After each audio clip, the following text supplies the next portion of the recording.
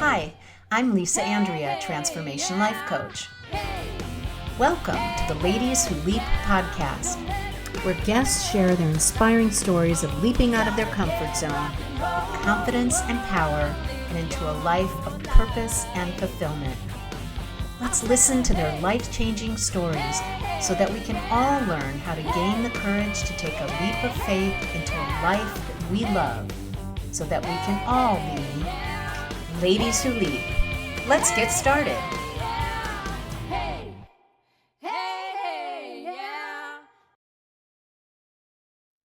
Hi, thanks for joining the Ladies Who Leap podcast. My guest today is Marlena Uhrik. She has a doctorate in education. She's a distinguished educator. She's a speaker, an award-winning author. She was actually an Olympic torchbearer in 1996, and she'll tell you the reason why she was honored with that. It's a great story, and it's actually the topic of the magic of making a difference, which is one of the books that she has out. She is in 2024, she was given the title of Distinguished Woman in the State of California. So Marlena is a very special and inspiring woman, and I know you're going to enjoy her stories about what happened and turned into a project to help with childhood hunger. So take a listen, enjoy, and be inspired by Marlena Uhrik. Hi, welcome to the Ladies Who Leap podcast. I appreciate that you're taking the time to listen to the inspiring stories of people that took a leap of faith to reach new heights in their life. My goal is that their stories inspire you to take the first step of many to follow your own unique dreams. And today I have the honor of introducing my guest, Dr. Marlena Uhrik. Marlena is an award-winning author, speaker, and distinguished educator with a doctorate in educational leadership. She has received numerous local, state, and national awards, including being selected as an Olympic torchbearer in 1996, and most recently honored in 2024 as a Distinguished Woman in the State of California. She's passionate about passing the torch and helping women realize and embody the magic of making a difference by sharing her own journey, message, and mission from being a struggling single parent to an inspiring and recognized leader among women. I am so honored to have you here, Marlena. Thank you for joining. Oh, thank you, Lisa. I am so excited. Thank you for having me on your show.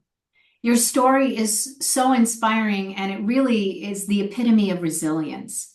Not only that, but the epitome of understanding that just making even a small increment of change can lead to big things, right? So can you explain to everyone what this story about passing the torch and the magic of making a difference? Can you tell the story? Because it's such a wonderful story. Everybody's in for a treat on this one. Well, thank you. Thank you so much. And actually, the story occurred a long time ago when my daughter was 8 years old. And it was during the time I was a single parent and raising two kids. And my story, it is told in my newest award-winning book on Amazon called The Magic of Making a Difference. One can make a difference. The story occurs like one morning when my daughter comes to me and she is so excited. And her news was that her school was going to be having a canned food drive and that the class that brought in the most number of canned goods was going to have a pizza party. So she's in the third grade. And of course, this is really high on her list, right? She really wants her class to win. Well, it was one of those moments where I just had to kind of catch my breath because I could see how excited she was. And at the same time, my reality was like, no, I'm sorry. I don't feel like we have enough food to share with others.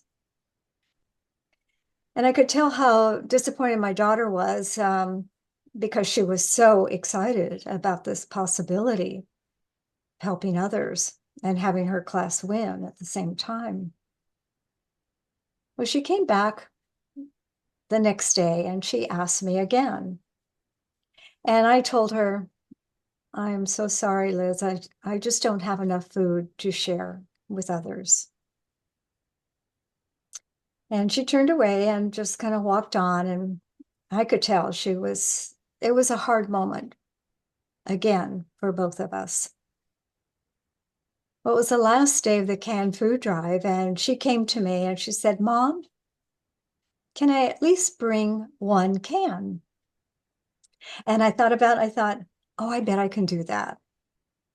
So I looked way back in my kitchen cabinet and I found a can of bamboo shoots. And I thought, oh, okay, I'm not going to be using this anytime soon. So I gave her the can of bamboo shoots and she was so thrilled. The next day, the results of the canned food drive came in, and her class won by one can. True story. And, it was in that moment when she told me the news, it was like one of those aha moments. I mean, I can still remember standing there in the kitchen and hearing about it. And it was like just this whole wave of acknowledgement and interest and realization that I could make a difference and that one can make a difference. So I, this last year, I just decided that I really needed to put this story in writing. And because what happened after that was even more phenomenal. And because at some point in my kind of growing up during that time, being an adult, being a single mom, I realized that there really was a huge problem in my own community with childhood hunger. So I decided, well, if one can make a difference, I can make a difference, but I didn't know how.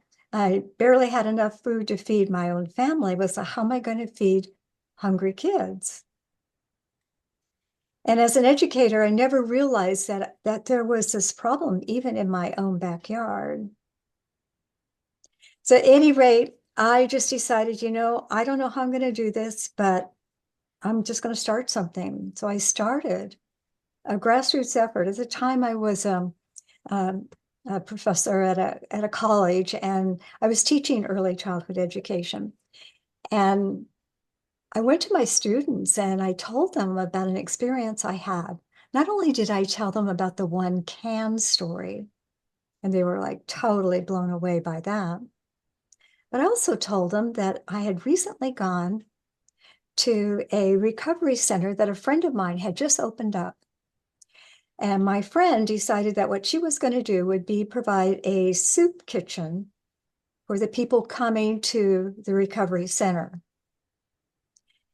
And when I heard about her program and I heard about the struggle that she had and just kind of have that happen, I decided I wanted to go and just kind of check it out and see. So that summer, both my husband and I went to the recovery center, and we saw all these people standing in line at the soup kitchen there at the recovery center. But what I noticed was all these children were standing in the line too. And a lot of them did not have their parent with them. And a lot of them really looked hungry. And I asked my friend who opened up the soup kitchen, I said, well, why are these kids here? Because this was an adult recovery center. And she said, these kids a lot of them are locked out of their homes. The parents locked the door, and there's no access to food. So they just kind of walk the streets and they know that they can come here and get something to eat. So I remember just standing there in that room in the soup kitchen and just going, something's wrong with this. This is just not right. And I thought, somebody's got to do something about this. And little did I know that I would be that person that would do something about it. So I had gone back to my students at Chabot College where I was teaching. And I said, you're not going to read about this in your early childhood education textbooks. But let me tell you what I saw with my own two eyes. So when I told the students about the children standing in line at the soup kitchen, they were like up in arms. It's like, what can we do? What can we do? And it's like, well, what would you like to do? And so it was like magical. It was like right there in the moment. They said, well, let's have a canned food drive here on campus and get those canned goods to those schools closest to that recovery center. And I said, that is fantastic.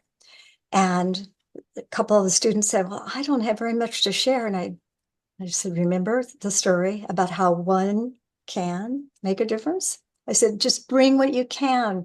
It's all going to make a difference. So the students got so excited that not only did they do a canned food drive, they did a clothing drive with children's clothing. And then we decided that we would collect children's books. And what we would do would be wrap the books in Christmas paper, and because it was around that time of year, around the season, and it was like we wound up just actually almost entirely filling up the student union room, the cafeteria, and everything with all that was given to us. And we just had an amazing time of boxing things up and putting big, beautiful bows on the boxes. And we wound up delivering those to the schools after talking to the principals about identifying families that would need it the most. And when I saw the excitement of the kids that were receiving the food, and when I saw the tears in the mom's eyes that they were going to have Christmas for their kids, and then my students just totally excited about the whole thing. I thought, oh, there is something here for everyone. So I just decided I was going to build on that momentum. And from there, I talked to members in my community, people from other nonprofit organizations and service clubs. And before I knew it, I had a whole community coming together to help address the issue of childhood hunger. That was basically how this grassroots effort got started, is just making phone calls and talking to people and say, hey, would you mind helping? And at the time, I was working full time, but I had 6 weeks off during the summer, and I had winter break off and spring break. And so I decided, you know what? During winter break and spring break, these kids who normally eat lunch at school don't have access to that. So why don't we run the program? Why don't we put together a program during the winter break, during the spring break, where we can address childhood hunger in our own community? So I added many special features that made it a very distinct program. It was more than just a food program because I wanted to have the parents there also and provide parent education. So at any rate, it was so amazing because this grassroots effort existed and grew and grew. And before I knew it, I decided let's make it into a nonprofit. And then as I did that, my congressman in the Bay Area, I had invited him to the program. He saw everything in action. It was the Salvation Army that sponsored the program, and we had it in their facility. And before I knew it, my congressman said, this is just amazing. And he nominated me as a community hero. And that is how I got selected to run with the Olympic torch in 1996. Yeah, What a great, great story. I mean, you're one person, and it goes to prove that one person can make a difference. yeah. And even in the depths of my despair as a single parent and just feeling like overwhelmed almost all the time, it was just such an aha moment. And it was to see that and to see and experience that I can make a difference. So, and who would know that just one physical can make a difference, you know? That is just so crazy. But since then, that organization has continued going, and I'm now in Sacramento, but the people in Hayward have continued the program. So now that program is over 35 years old, Oh, still going in the Bay Area. And check this out, it is still considered one of the top 100 nonprofits in the state of California. wow. Yeah, A distinction. yeah, Oh my gosh. yeah. So it's like you never know. You never know with just that one little thing, what a huge ripple effect it has created. So with that one can of bamboo shoots, we technically have served hundreds and thousands of kids and families. Wow. So let's go back a little bit, even before the can. It was a difficult period. You obviously were a single parent, and though you had a resilience that I talked about earlier that made you stay with it and do the right thing, help and keep yourself afloat Mhm. despite everything that had happened to you. Where did you get that resilience? Where did that come from? Yeah, that's really a great question. And I had to think about that. And so much of what happens to us in our own childhood, I think really plays out later on. So I was thinking about that, like in my family of origin, you know, we my dad was in the military, he was in the Navy, and we did a lot of traveling. So as a kid, we as a family, we just had to like pick up and move quite frequently. Because my dad would be stationed one place here, maybe for a year or two, and then another place and all of that. So even so I was like constantly adjusting to new surroundings. Like for instance, when I was about 4 years old, my dad was assigned to his military assignment was on the island of Saipan, 100 miles from Guam out in the Pacific. This is right after World War II. And the Navy was assigned there. And before I knew it, we were living in a Quonset hut. Oh There my was, goodness. I know, we were living in a Quonset hut. That was part of the military housing. And there was no school there. And my mom decided that she would be the school teacher. She would start a school. So again, it was like just always just kind of adapting to the circumstances. Even as a young person, probably about fourth grade, my dad was transferred to Hawaii. And this is during a time when, I thought, oh my goodness, we're going to be wearing hula skirts and living in a grass shack. But I spent 3 years as a youngster in Hawaii, and I was almost always the youngest kid in the class, just because of all the transfers and all of that. So as far as resilience, I felt like I was like always trying to keep up with each new class I was in, because I was almost always behind. Very rarely was I ahead of anybody and learning, math or whatever. But so it was like kind of like a matter of survival, and just instincts of like what I have to do to stay afloat, like you mentioned. Yeah. See, because so a lot of people will take experiences like yours and it will come out in not positive strength things, but sometimes negative things. You took that experience and it made you stronger and more resilient so that you were able to overcome things.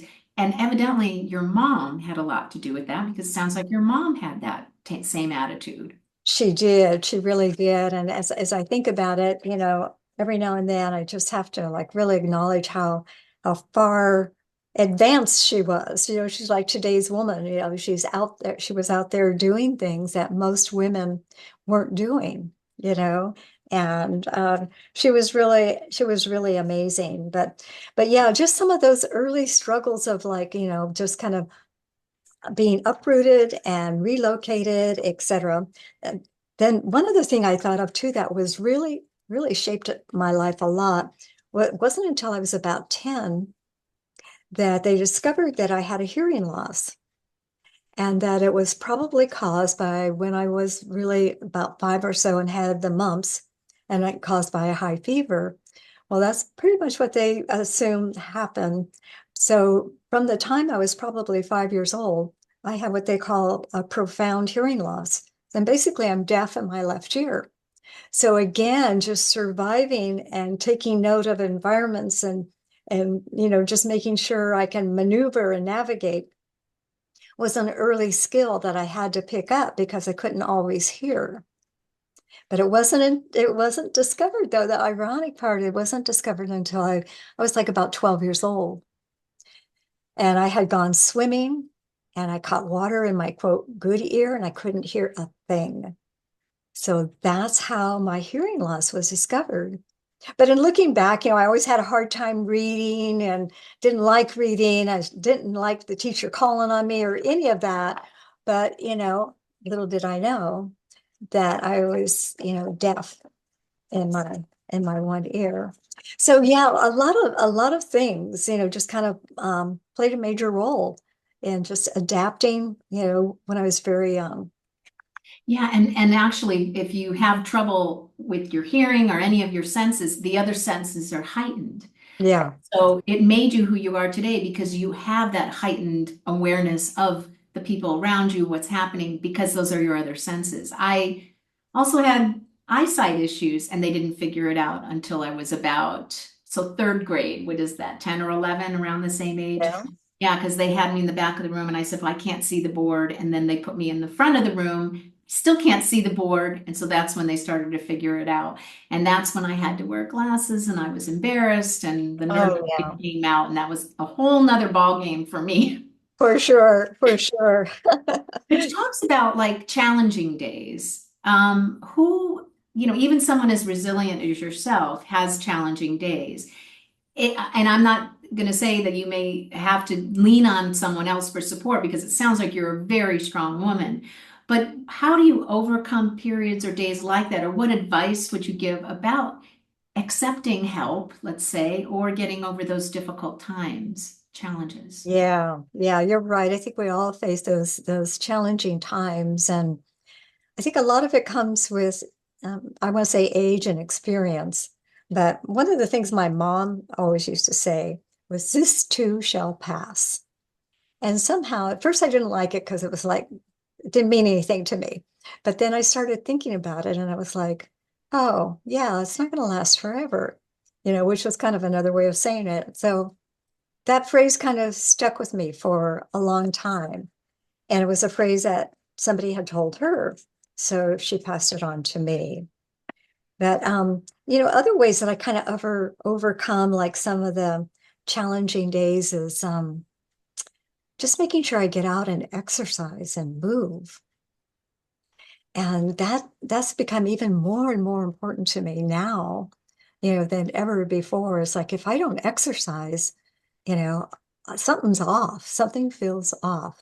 So just that whole kind of working out and the breath work that goes with it, and the healthy eating and all of that. Because I mean, it wasn't always like that, for sure. Um, so the whole thing around working out is relatively new, kind of new, but I'm sure glad I made that choice too, back in the day to just kind of be more responsible about my health. And that had a lot to do with like the types of food I chose to eat. And I realized at some point, like eating certain foods just really do something to me, and just noticing more about myself really helped me kind of figure that, I don't need to eat all that sugar. There's not, So I was going to say, for people that aren't watching this on video, Marlena is a beautiful, beautiful woman. And I'm not going to give her age away, but she looks amazing for her age. I've met her in person. She is really svelte, beautiful figure. And I know that you're saying it's kind of new. And I have met your husband, who's lovely. And I believe the two of you went on a weight loss journey and exercise journey over a certain amount of years.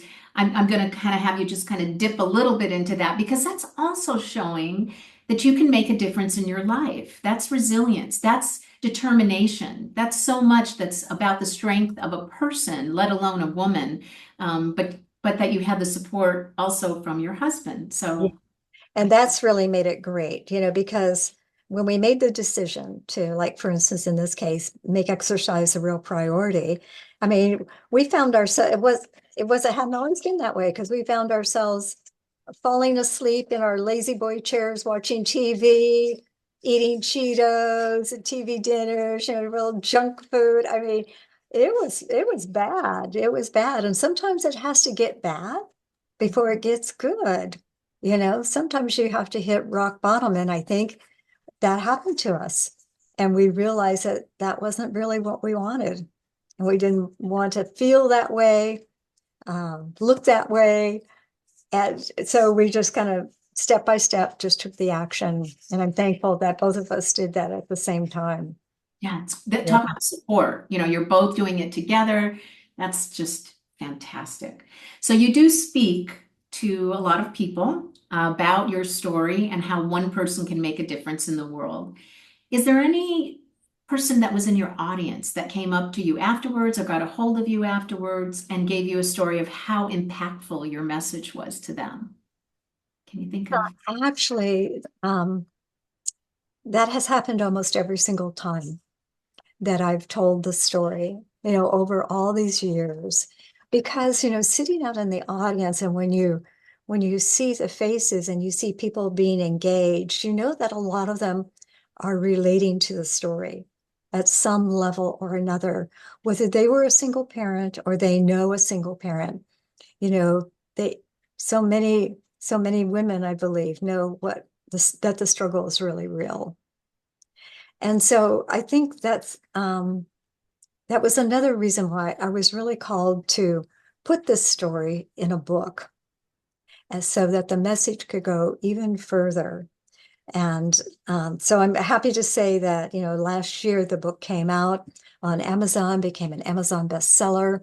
And what I love, love, love about the magic of making a difference is that my illustrator is a 14-year-old boy who did all the illustrations on his iPad.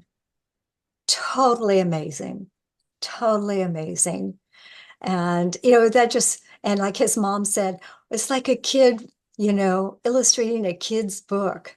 And, how perfect is that? So people that see the book just really, I think, really get it on that level. He was so great at capturing the feeling of the time. And so it just really means a lot that, it's a book that's in the Library of Congress and it's on Amazon and, it's here to stay. Oh my gosh. And to think that that 14-year-old boy is now on his journey of probably being an artist and doing that, going and, you gave him that one opportunity. And so the world could see his talent. And now he's probably thinking, okay, I'm going to go on my journey to do something that I Exactly. love. Yes, because Exactly. Exactly. and Yeah. it's important to find your purpose and passion. And it was interesting how you found it. You almost, fell into it in a sense, Yeah. but you recognize, I mean, someone could have just let that experience go by and not even think twice about it. But Mhm. you really you embodied the message. You truly took it to a whole nother level and then made it your life's mission and your life's message. Yeah, That's that is so true. And thank you for saying that and seeing that also, because I didn't realize it at the time, even when I published the book, that the message would become my mission. Hmm. And, it's just, and at my age, quote unquote, that's really, really important, that I get to share that message with as many people as possible. And especially for people who might feel like there's no hope or that it doesn't pertain to them or whatever, but it's there for everybody. Yeah, that opportunity. And I know that a lot of young people, I mean, there's young people that say, well, my vote doesn't count or whatever I do doesn't count. Yeah, everything counts. What you, Everything counts. yeah, Yeah, it all counts. And it all, you can make a difference by yourself. It yeah. absolutely true.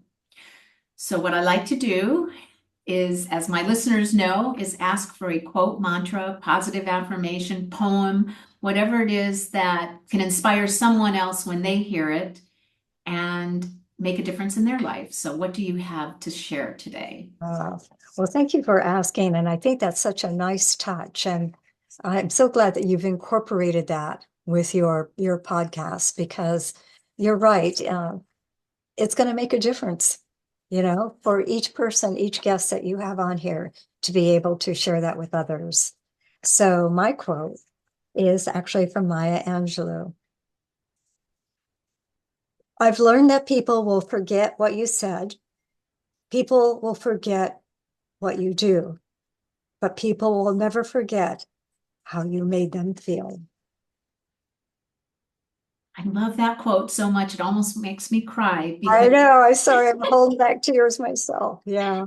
because it is so true.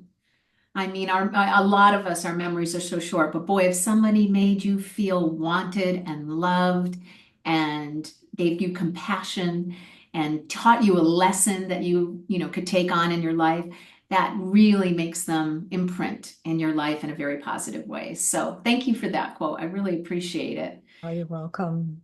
So, how can people reach you? Because I'd like you to give a couple words. I know you're on a new endeavor, although this is completely in perpetuity. So by the time people you hear this, she may be knee deep in all her clients in this. But tell us about how people can reach you. Again, your book on Amazon. Speaking, how can they get a hold of you to have you speak to their group and your new endeavor? Yes, thank you. Thank you for asking. So again, the name of the book is The Magic of Making a Difference. One can make a difference. And it is on Amazon. And because as I mentioned earlier, how the message has become the mission, because it wasn't until just very recently that I've kind of had another aha moment about how I could be helping others, especially women. Mm. Just kind of based on knowing how one can make a difference. And a friend of ours, a mutual friend of ours, actually approached me. And I usually see her on Zoom. I'm going to tell you a little bit about how this got started. And she said, I really like how you show up on Zoom. She says, you always kind of look all kind of put together. And she said, will you teach me how to do that? And I thought, wow, I don't know if I know how to teach something like that. And at any rate, I thought about it and I figured out a way that on Zoom we could work together. She says, I know when a look that I like, but I don't know how to do it. But I know it when I see it. So anyway, we had so much fun just on Zoom, and she wanted to like have a certain kind of look about herself on Zoom as a businesswoman. And we wound up just kind of looking at her wardrobe of things that she already had. And asked her to show me a favorite outfit. She showed me, and I asked her to show me like her jewelry. And again, all on Zoom, and scarves and jackets. And then I thought I would see everything that she had. And I said, well, had you thought about putting that scarf and that jacket with this dress and with that outfit? And before we knew it, I mean, she just like was in overwhelm because she saw this aha moment where she had like a whole new outfit. And before we knew it, she wound up just one evening putting together over 20 different outfits of things that were already in her closet that she had never put together before. And she was like thrilled. She was just so thrilled. And it was so much fun. So I have to thank Stephanie Hyde for telling me that you need to do this. So what I'm doing is I'm working with women.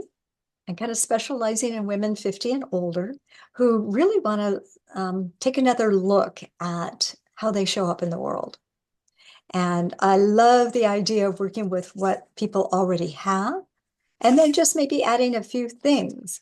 But I'm actually having a big wardrobe event this weekend where I have 20 women bringing things, and we are going to do a wardrobe swap. And the whole idea is people get something new to them, and they can just, whatever it is they need or want, and they've got like a whole new outfit, a whole new thing, a whole new feeling about themselves. So my goal is to really help kind of generate that wonderful feeling when you feel confident and you're excited, and you've got a new look, a new glow about you. So that's what I'm doing, and that my business is Empowering Elegance with Marlena.com. I have a website, again, that's Empowering Elegance with Marlena.com. And you can always Google my name, Marlena Uhrik. That's MarlenaUhrik. And my phone number is 916-800-3295. I will Again, have all of that information in the description and on awesome, YouTube awesome. on the video, but it will be in the description. So thank you. This has been a fantastic interview. I love having you on as a podcast guest. Thank you. You are an amazing woman, and everyone that was listening, I know that information about her story and her inspiring, uplifting idea that one person can make a difference is something that everybody needs to hear. So know that you can make a difference by yourself and allow others to help you, because there are people that want to help make a difference, and they could make a difference in your life if you allow them to. So there is two sides to this too. Receive what is coming to you to help you out, and also give in return. So thank you. Beautifully said. Thank you. Thank you. Thanks, everyone. Remember to subscribe, and the new podcasts come out on the 1st and 8th of the month. And really appreciating that you're listening. Have a great day. Thank you, Lisa. Bye for now. Thanks so much for listening or watching. Please subscribe to the Ladies Who Leap podcast to be notified of new episodes. And I would love to hear from you. Let me know what works, what doesn't, and if you have a story to tell, please reach out. Come join the Leap community at the Ladies Who Leap Club Facebook group. Remember, leaping out of your comfort zone is where the growth happens.